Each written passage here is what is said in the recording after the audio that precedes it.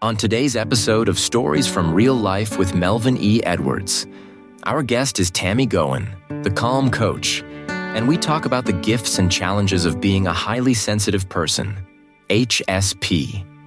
Tammy shares her journey, practical tools for emotional balance, and how sensitivity can become a true superpower.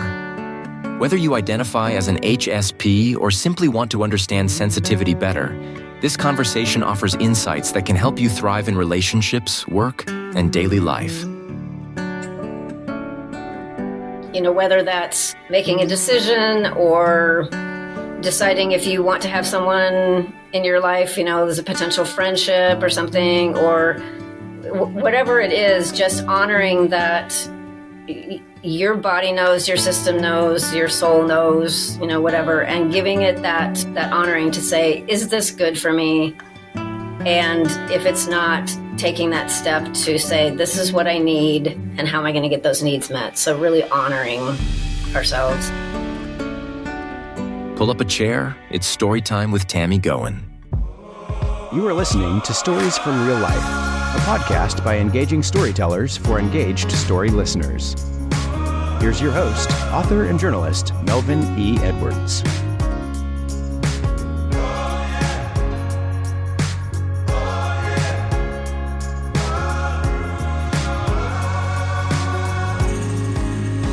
Hello again, and welcome to another episode of Stories from Real Life. I'm your host, Melvin E. Edwards. Thank you for joining me for the podcast where personal stories can have a global impact. As you heard in the intro, my guest today is Tammy Goen, the Calm Coach.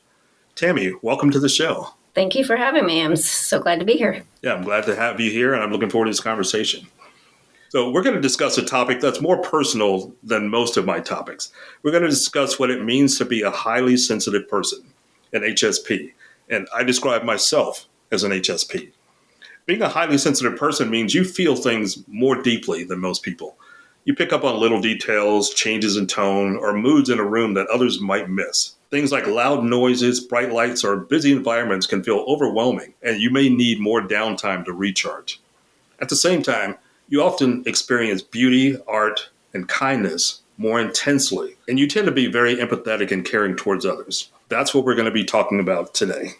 So my first question for you today, Tammy, is how did you come to be called the Calm Coach, and what led you into coaching, especially for HSPs? Well, the leading into the coaching piece. So I initially knew I wanted to help people with emotional stuff. I mean, I just knew that from the get-go, and so I got a master's in counseling, and I hit that road, right away. And I worked with a lot of survivors of a variety of different kinds of abuse, and I didn't know at the time that I was highly sensing. I like the term highly sensing versus sensitive, just because it's got a less of a bad rap. That idea of sensitivity sometimes is a little much, but so I'll use sensing as well. But I wasn't aware of that as a trait. Of course, I always knew I was sensitive, as all sensitives are. It's like, I've always been this way, of course, but I didn't realize that it was a trait that other people shared. And I didn't orchestrate my career in such a way that was workable for me. I thought I was doing really great. People would say, "Oh, don't you get burned out?" And I said, "Oh, no, I leave it at the office and I don't take it home with me." And then one day I hit a wall, and I just did not feel I could hear one more story, one more issue that I was obviously taking on when I didn't think I was. So I did reach a point where I stopped doing that work, and I went into massage school, and I learned massage and energy work, and I did that for a long time. But I was really missing that piece, that emotional connection piece. And so that's when I shifted into coaching. And around that time, I think, as you had mentioned when we were talking off camera, I think that someone had mentioned, "Oh, you should check this thing out, high sensitivity."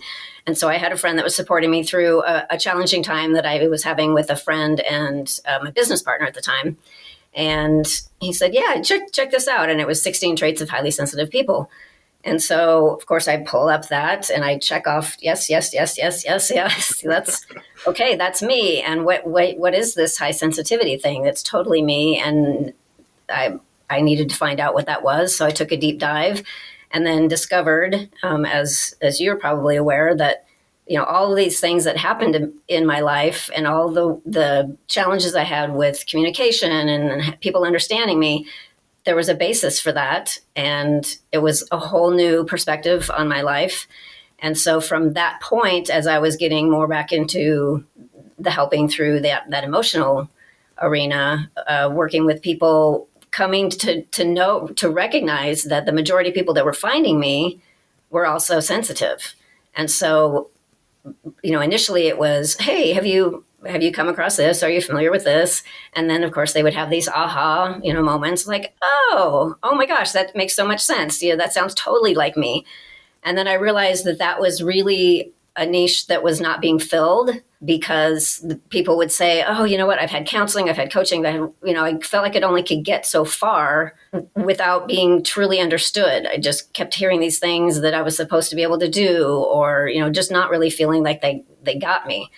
So it's a big difference when someone understands, where I'm coming from. So I realized that would be, a focus for me, to help other HSPs to, come to an understanding of who they are based on that trait of sensitivity, and be able to honor who they are as sensitives, and then really to go through that process of turning that sensitivity into their superpower that it really, because that it really is, as you were talking about all the benefits of, being able to see all the different sides of things and all the little details, and experience things at such a deep level, which can be very challenging, but they can also be so rewarding. One of the things you just said that I liked is sensing rather than sensitive. As I've learned about my own personality, as I've gotten older, I didn't even know I'd never even heard of HSP until I was about 40 years old when I read Dr. Aaron's book. And people, when I mentioned it to some people, they said, oh, does that mean you cry all the time? No, that's not the kind of sensitivity I'm talking about. I probably cry more than most people, but that's not what it's about. The sensing part, I think I'd probably like that word a little bit better. And being a man is even more challenging. Being a Black man is even more challenging than being a man with sensitivity. So it's not an easy thing to navigate. It's not anything that I would change, because I think it gives me a stronger emotional bond with people I've never even met before. I can be in a place with somebody and I can sense if somebody is having a bad day, and because I care enough to go and just say, "Are you having a bad day?" or "Can I do something to help you?" I think we need more of that in the world. We absolutely need more of that. And, that is very helpful for everyone that you encounter. And it's obviously a positive side of sensitivity or being highly sensing. And yet, if you don't have all the things in place to be taking care of yourself and calming your nervous system and being in an okay place with that, then you could see that as a detriment or as a challenge, because like, oh, I'm so aware of all these people's feelings and what they're always needing. And it's like a drain. So if you have the right tools, then that's like, oh, I can use this to help so many people and so many situations, as long as I'm taking care of me and I can manage that. So there's that piece of, being able to acknowledge it and see that as a positive, which is great. And then not having that be something that drains you. Well, we're going to be talking a lot about that today, I hope, because I need some strategies. This time in United States and world history has been overwhelming. I don't mind saying that. It has been overwhelming for me. There have been times in the last couple of weeks when I've described it to my wife like, I feel like my brain is dysfunctional. It feels like I'm going to explode. There are just so many things coming at me at one time. It's just, so learning some coping strategies, I would appreciate that opportunity. All right. So my next question for you is, what are some of the biggest obstacles that you have faced when building your coaching business, and how do you overcome those? Yeah. So one of the things that I've had to manage myself, and then I help clients to manage also, is that we, as sensitives, tend to have maybe a higher proclivity toward the being a charlatan, or, like, oh, maybe I don't really know everything that I think I do. And well, who am I to put myself out there, and all of that. And then being in a leadership position, I worked with a client who specifically, that was one of her main topics, was like, I'm in this position. They asked me to be in this role. I've been here for a couple of years. I have no idea why I'm here, because I'm not a leader. So we spent a lot of time talking about, what is a leader to her? What is the concept of leadership in the greater scheme of things? If you look at in the U.S. in particular, what do we expect as someone who's successful in business as a leader? A lot of that stuff is, if it doesn't work for us. But are there other ways of being a leader? Absolutely. And if you're using those things that resonate with you, then they're going to be very powerful. So some of that, getting past the piece of, I don't know, who am I to be sharing all this stuff with everybody? I'm just a little peon, I'm just this little person. And part of it is also recognizing that what is common or simple or understood for me is because of all the things that I've done to get to where I'm at, versus someone who comes in to, ask me these questions, or to work with me, or to, to see things in a new way. And I have all this stuff to contribute. It's not that it's not important or overly simple. It's just that I've come to this place where it is that way for me now. So I can impart that knowledge, onto to someone else, and help them develop those tools and understandings and abilities as well.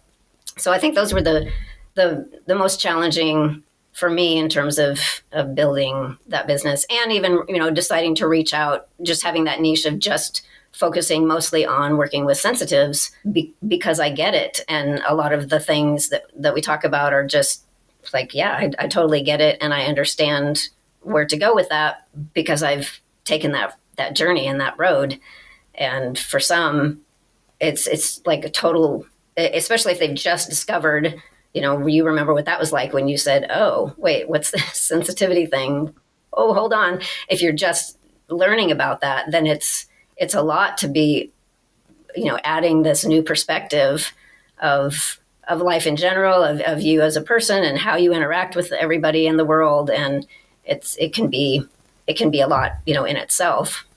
So being able to honor those things, and in my case too, honor that, yeah, I'm a sensitive, and these are the ways that my sensitivity shows up, and what can I harness, and what can I, adjust based on, oh, okay, so I need these tools and these tools to help me manage that. And then I can, use it for good, rather than expecting it to turn out a certain way based on what the main view is of success, or being an entrepreneur, or whatever, and learning to do those things in a very calm, gentle way.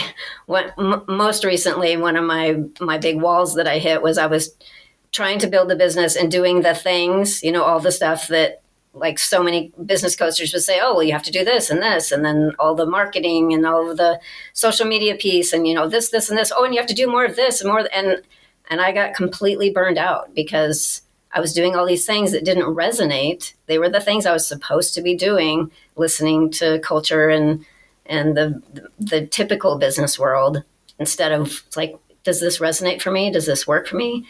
And then acknowledging it really doesn't. So I'm going to pare down some of these things, and I'm going to focus on only the things that make sense for me. And a lot of that is based on my sensitivity. I mean, there's just a lot of stuff that does not resonate for me. Okay. So how do you define sensitivity, and what are some common misconceptions that people might have toward sensitivity? Well, and as you mentioned, the main thing is really about depth of processing. So I refer to it as like we're giant sponges without all the filters that other people might have, right? So we have all the stuff coming in all the time, and we don't differentiate, like, oh, these are little things, I'm just going to let them go. It's like that comes along with all of the stuff that's big and major as well. So it might be a huge thing that just happened across the country. It might be something that happened in your town that someone might say like, oh, that's not a big deal, don't worry about that.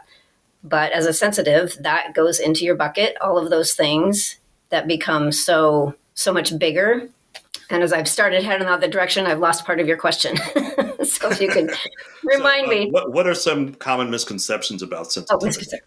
Right. So, of course, we hear growing up, we're too, fill in the blank. We're too sensitive, too, for men especially, too feminine or too weak, or man up, right? I'm sure you heard that, all those terms that are referencing that particular area, but most of the time it tends to be, the misconception is we're less than or too weak to be able to manage things, just because there's an inherent fault, versus being wired in a different way.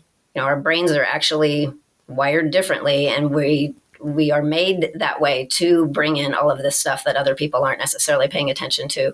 So there's that idea that it's like a choice, right? That's a big misconception. Oh, well, just don't be so sensitive anymore. Like we can just turn it off. Or that we're, dramatic, or, just cry babies because we want attention. Those are some really common misconceptions. And that it's easy to just turn that off, to just say, I'm going to do things a different way because this isn't working. So I'm going to be a different person, so people can kind of expect that from people. And then after a long time of hearing these things, we can think that ourselves. Like, I just need to figure out how. That's the most common question or request that I have for people starting to work with me. It's just, at the beginning, they'll say, can you just not make me so sensitive? And that makes me sad sometimes, actually, because as you pointed out, there's so many positives. And if we dialed down that sensitivity, we would miss all of that is positive. But it's not a matter of becoming less sensitive or somehow turning that off. It's learning how to manage what that means, and that we recognize that we don't have to change who we are as sensitive. We can just help people understand us better and create our environment so that it resonates for us, and make those decisions and choices that help us out. But we don't have to change who we are. So I think those are some of the most common. And that it's women only. That's a very common one too. It's like, oh, that's just, women are so sensitive, and that's just extra sensitive, and you need to figure that out. It's like, and men can't be, extra sensitive, for sure. So, yeah. Yeah. So you co-authored the book Evolving on Purpose. So how does that work tie into or inform your coaching methodology? Can't even say the word today. For me, the idea of connecting with, my purpose on the planet as I see it, helping other, sensitives who are overwhelmed and tired of being misunderstood and not feeling heard and feeling like they need to change, to reach a place of calm so that they can manage the things and things aren't so overwhelming, and then they can come to honor themselves and be able to ask for their needs and explain themselves in a way that's heard. All of those things, I think, are part of my journey of, understanding myself, learning how all that works, and then helping others so that they don't have to, hopefully I can catch people before, they were my age or your age of learning that. But I'll get people that I work with that are, 65, 70, and they'll say, oh, if I'd only known this, back, whenever. But it's never not an okay time to find out, because you just get to have that understanding and acceptance of yourself as a person who's wired in a certain way. And so my journey of helping, first finding self-love and honoring within me, and then helping others to do that, rather than just sitting back and just being, in my own space and my own journey, but being able to, share that with others so that they don't have to struggle as much. So what are some daily practices or routines you recommend to sensitive people to maintain an emotional balance and prevent burnout? So the first step of not even doing anything, but like a mindset is, first acknowledging that fact that you are wired differently, And there's nothing wrong with you. There's nothing wrong with your sensitivity. It's like being left-handed, right-handed. What you just happen to be, I'm right-handed, but some people are left-handed. They just happen to be that way. I happen to be wired in a certain way, sensitivity-wise, and that's that. So acknowledging that first. So anytime you run into someone saying something about how you need to be different or you shouldn't be so sensitive or whatever, just reminding yourself, I'm this way for a reason, and it's non-negotiable. I am this way. That's okay. And now I can calm myself. So the first would be breathing and having a plan to do some kind of breathing. You can do it for just even a minute, but multiple times throughout the day, and specifically when you find yourself, starting to amp up, or your mind's in a spiral with, all the what ifs and the, I should have done this, and the guilt and just all that stuff. Be able to stop yourself and say, oh, I'm just going to have a mini reset. And if you're in a place where you can, close your eyes if that's comfortable, or, kind of gaze off, and just focus on the breathing for, a minute, 30 seconds, if that's all you've got, but, a few cycles of the breathing, just doing nothing but paying attention to the breathing. So nothing has to change. You don't have to do anything. If you feel like you want to, on each exhale, just say, I'm going to release stuff as I exhale. You can certainly do that, but just taking that time periodically throughout the day to do some breathing, because every time you do that, you're back into the moment, and then, the squirrel cage, whatever, everything stops, the monkey brain, all of that. You're just like, okay, let me reset for a moment.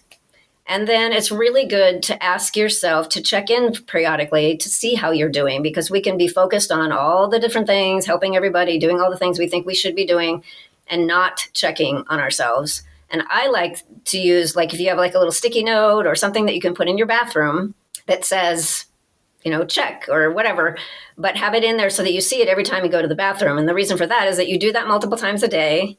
And you're going to go in there and see that and go, oh, okay, yeah, let's do that now. And it forces you in a way to say, oh, it's time to do that. I wouldn't have thought of it on my own. Okay. And then be really honest. Say, how am I doing? Okay, wow. And you can do a scale of 0 to 10, where 10's over the top. 0 is I am beyond calm. I can't even imagine being any more calm. Would be 0, and just check in and say, okay, how am I doing? How am I feeling?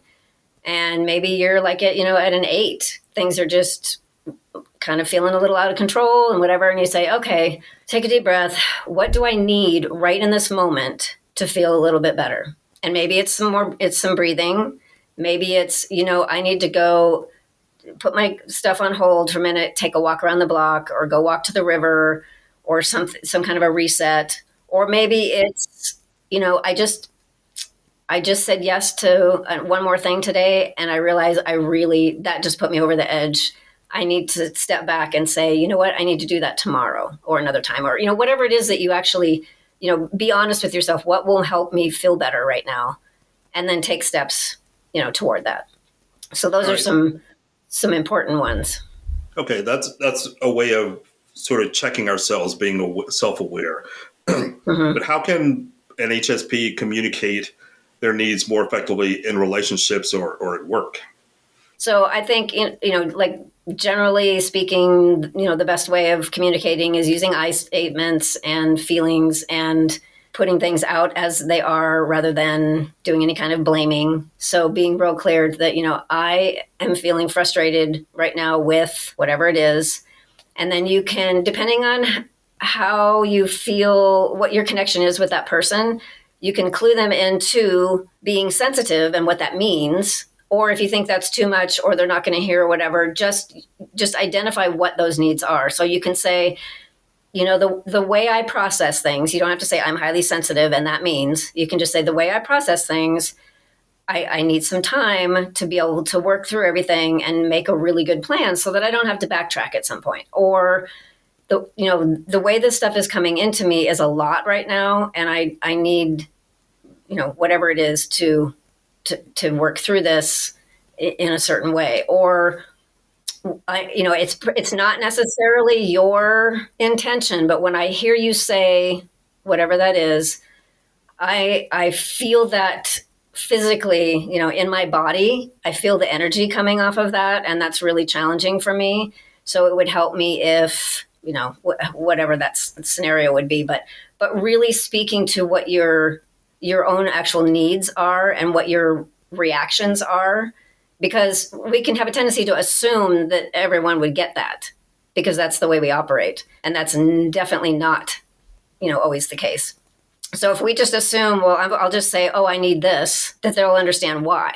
And that's, it's likely to not be the case. So we have to stand up for ourselves by sharing exactly what it is that we're experiencing and what we need. And we don't have to go on and on and on about it. And we don't even have to say it's because I'm sensitive or, hey, have you heard of high sensitivity? That's me. And, so if you know someone really well and you have that time, that's great. If you can say, hey, do you know this? In fact, when I had my friend say, oh, you should check this thing out, this situation I was dealing with two people, but with my business partner in particular, once I discovered the traits, I took that inventory that I had taken, where I checked off all the boxes, and I printed it off and handed it to her and said, would you take a minute and look at this? And she did. And then she's like, okay. And I said, I checked off all but one of those, as that's life for me.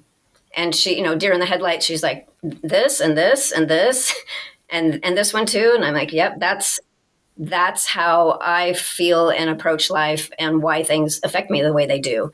And then that opened up a conversation for us to explain, what I was going through based on these pieces of me that are different than her and how her perception was. And so we were able to have that conversation. So if you know someone well enough, that's a great way to do it, to be able to say, hey, can you check this out for a minute?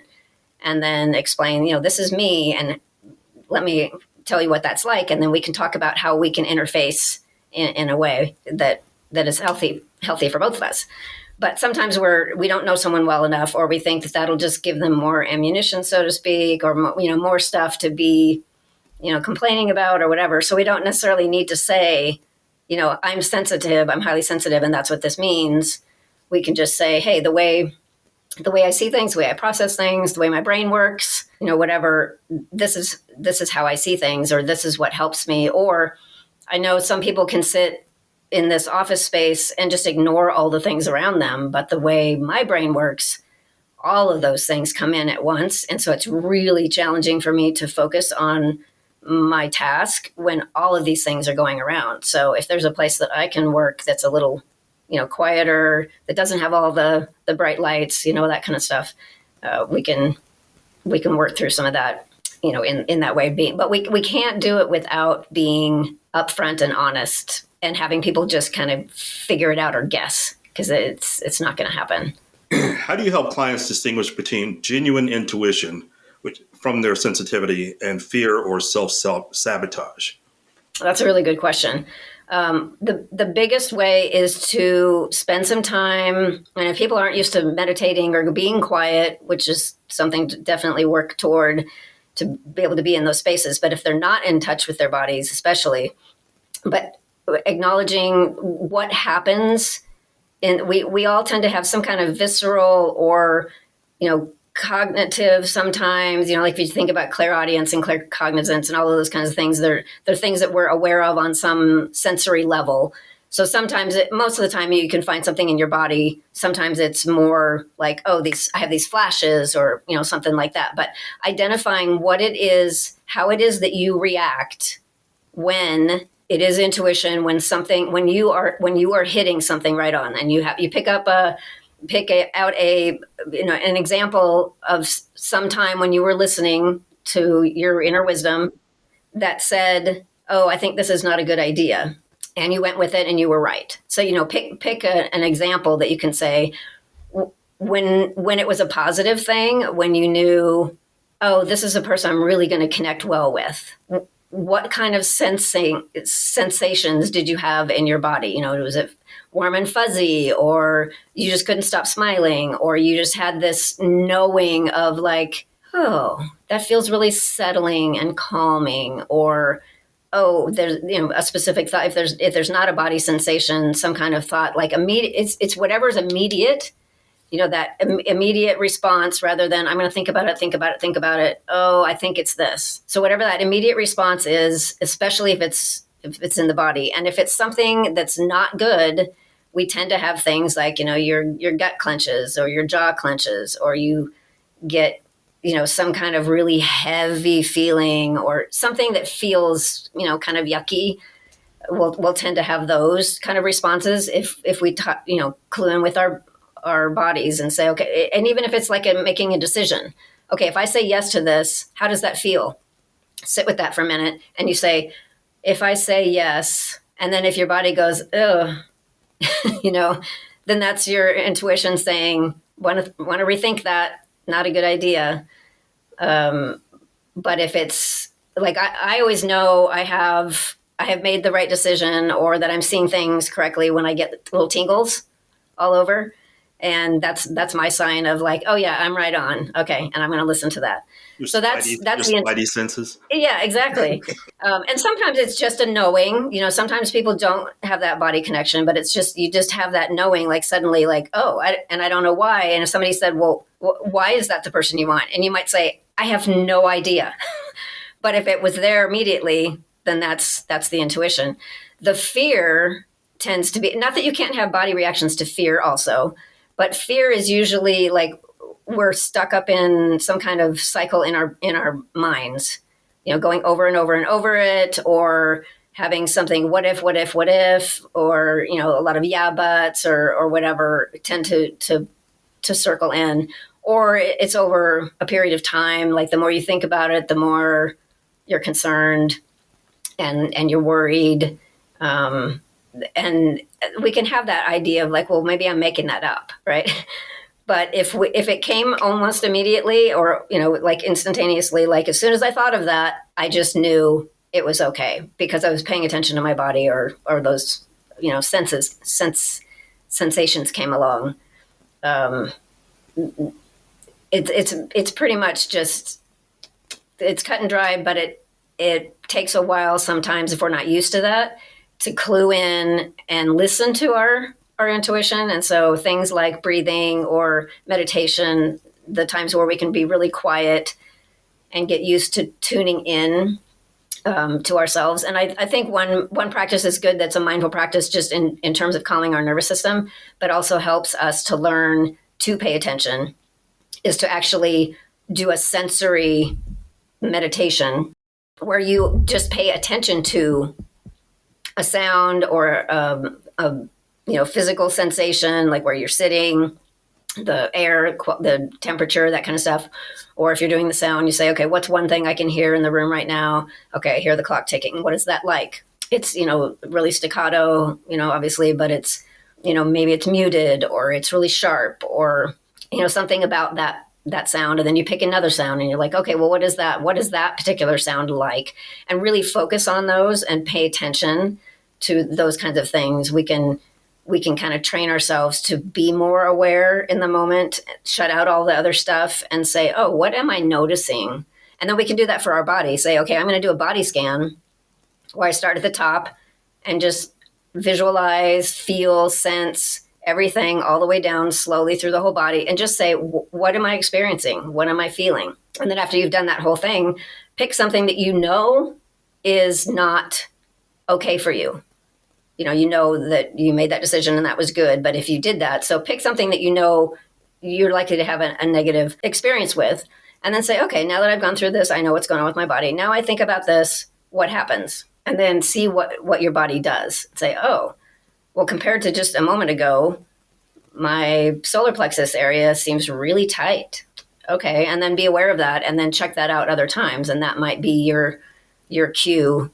And you can, practice becoming more aware by just doing that kind of fine tuning. Say, I'm paying attention to these sounds, or what my skin feels like with my, pants over the top, and what the seat that I'm sitting on, and the air current in wherever I'm at, those kinds of things, just paying attention so that we're becoming more and more aware so that we can listen when we get those messages. Okay. Are HSPs more likely to have imposter syndrome? Is there any correlation between those two things? I haven't seen any actual research data on that, but I would say yes. Because one of the things that happens with sensitives is we tend to be more likely to want everything to be just right, not step on anybody's toes, not offend anybody, make sure everyone's happy with us. And then we take in so much of that, everything else around us, and we tend to make a lot of comparisons. Like, wow, I see all the things that these people do and all the things that these people do, and then I have the things that I do. And if we come from a place of feeling misunderstood and that people don't get us, I think it's easier to be in that place of going, maybe I don't know what I'm talking about. Or, what gives me the go ahead to just say, hey, I'm going to be the mentor or the person that people are going to go to for this thing because I've learned all this and I'm in this place. But then we have that moment of like, well, what if but we play the what if game so much more, I would say, than non-sensitives, that we can just consider all of the different things, and we want everyone to be good with us. So if we think, well, someone's going to think otherwise or whatever, so maybe I should just not say anything. So yes, I think it's more likely for some of those reasons of just wanting everything. A client I'm working with right now, she keeps coming back to this idea that I just want everything to be right, which means I have to do everything. I have to be in charge of everything and oversee everything and make sure all that, because it has to be just right. Which you can't be everything for everyone all the time. We can't. All right, you touched on this early in the conversation about having sensitivity be viewed as a superpower. Let's go into that some more. How can highly sensitive people use their sensitivity as a superpower? So as long as we're acknowledging and honoring that that's who we are, and then we can go forward from there, and we're not pulling back and thinking I can't be this sensitive or I can't do all see these things this way. So if we say, no, wait, I can see things that other people can't or just aren't aware of. I'm aware of so many more things. I can process a lot of things at once. Yes, that can lead to overwhelm, so you have to do it in the right way, but I can process all these things. I can come up with these.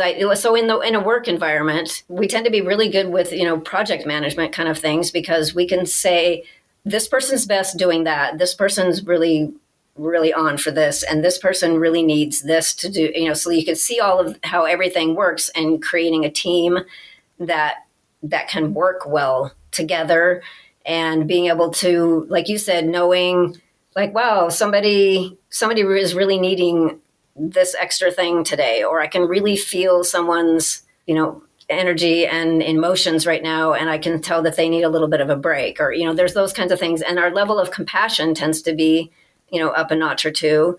So we're more likely to say, I'm going to do something about this, instead of just letting them take care of it, themselves. Not that we have to be everything for everyone all the time, but we can use that to say, oh, I'm going to step in here and help this situation because I get a sense of what can happen. And that doesn't mean we have to take care of it all. We can go to our supervisor, or we can go to the team and say, hey, I'm noticing this. I'm thinking this might help. What do you think? So we can see things that way.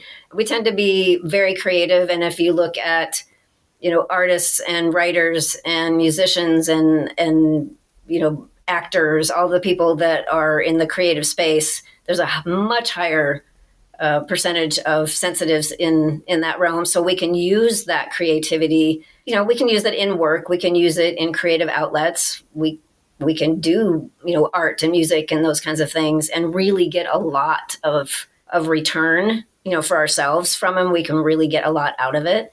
So using our creativity, and then in relationships, being able to put ourselves in someone else's shoes. We're really good at doing that. Sometimes people aren't, as good at being able to see that other side. We can see like all the sides usually.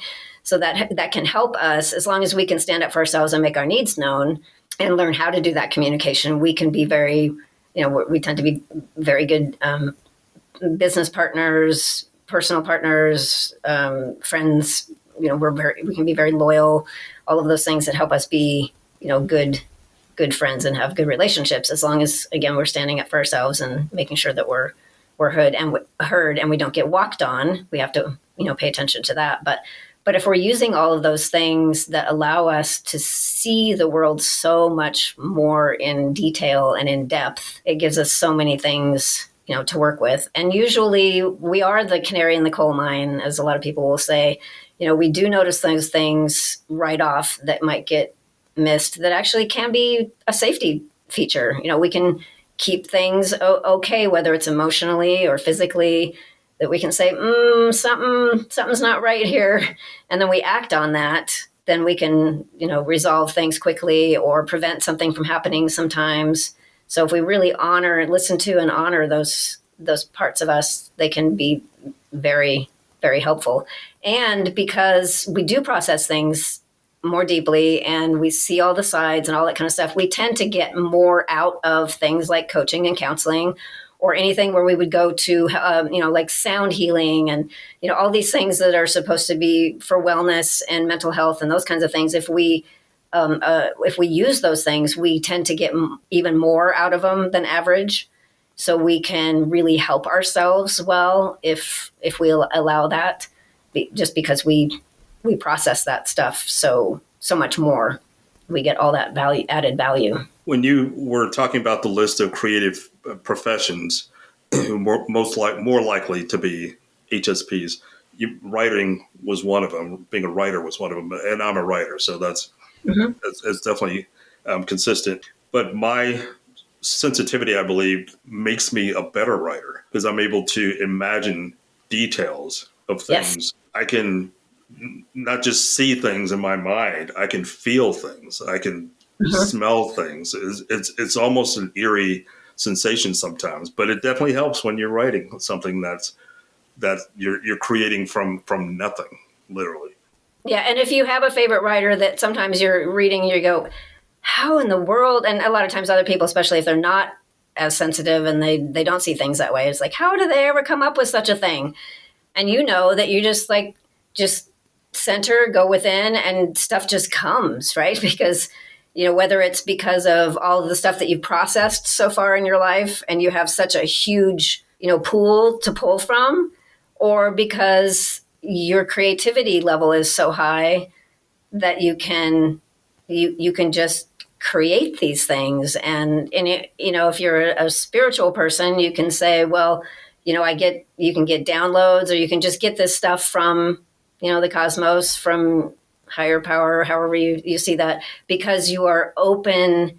If you allow those channels to be open and you bring in so much stuff, you can make that connection maybe more deeply or more easily. And so that, there's all these different ways that all that stuff comes in. But yeah, having more, again, being like that sponge where all that stuff comes in, and then less, fewer filters, keeping that stuff out, allows all that positive stuff to come in and flood you more likely also. Mm-hmm. So let's talk about you personally. When, after a long day of coaching and helping others find their calm, what's your go-to way of recharging? Is it like snacks, TV shows, music? Is there what's your go-to thing? If I'm talking just like end of day in the evening type thing, I'm an avid reader, so I've always got a book going, and that's one of my ways to just kind of decompress.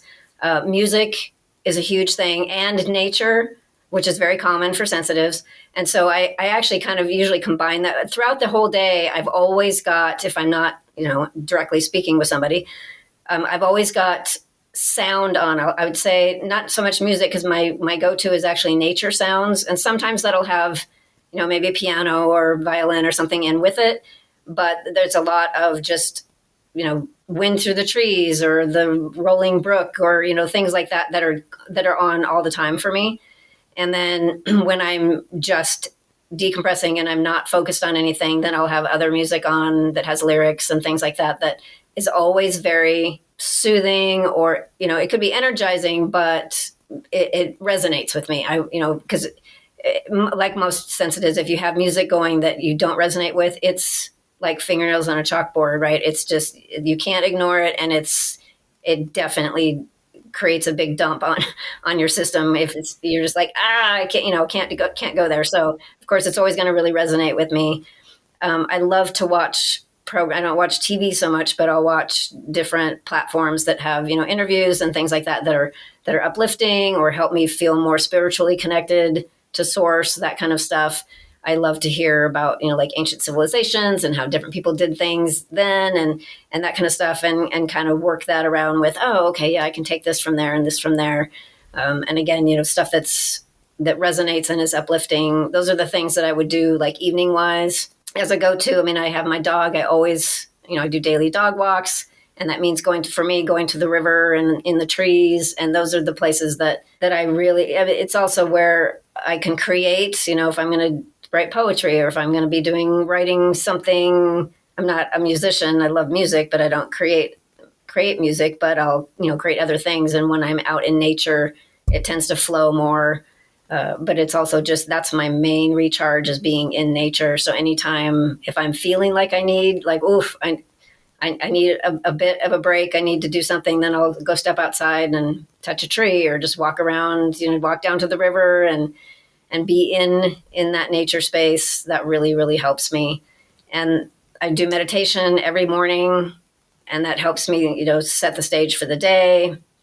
And then throughout the day, I just make sure that I have my little breaks and I check in and make sure everything's going well and I don't need anything, extra. And then I always make sure and I recommend this highly for all sensitives to, especially in the morning, do not wake up and immediately turn on the news or, even check emails that are going to have any of that kind of stuff. Wait till later. And then for me, all I do for my news source is I have a daily newsletter from the New York Times, and it just has bullet point, like these are the top headlines, and it'll have a little blurb on there. And then I can go through and decide, do I want to know more about that one? And then I'll research it. And otherwise, they just all kind of fade away. But I don't actually, like, I know a lot of people come home from work or be done with work or whatever, and then they turn on the news. And I don't do that at all, because that, as you know, the majority of everything is not happy. And it's just a major downer. So I will not put my head in the sand, but I'm discriminating on how I get my news and how much and what I do with it. So I tend to do more seeking out, listening to certain people on Substack or something like that if I want more information, but not inundating myself with the hype and all of that, the kind of stuff from the news. And then I always make sure that I shut off devices and anything that I'm really having to focus on that could get me kind of stirred up at least an hour before bedtime, so that there's time for me to calm and be heading into my sleep time from a place of calm. And so I make sure to be, not answering emails, not doing anything that takes a lot of brain power. I do word games and things like that. So I might do that in that last hour, but I'm not going to do anything that really I need to make choices about or that's going to get me all riled up, before going to bed. So as we start to wind down this conversation, I've got one more question that I ask all of my guests, very general question. What one piece of advice on any subject would you like to leave with the listeners today? Oh, on any subject.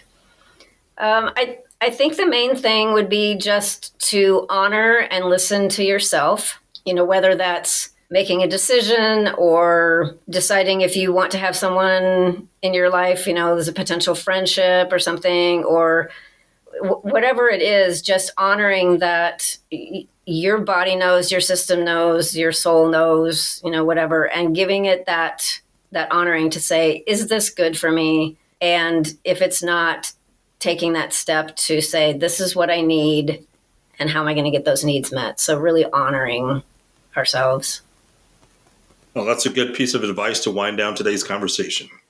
So our guest today has been the Calm Coach, Tammy Goen.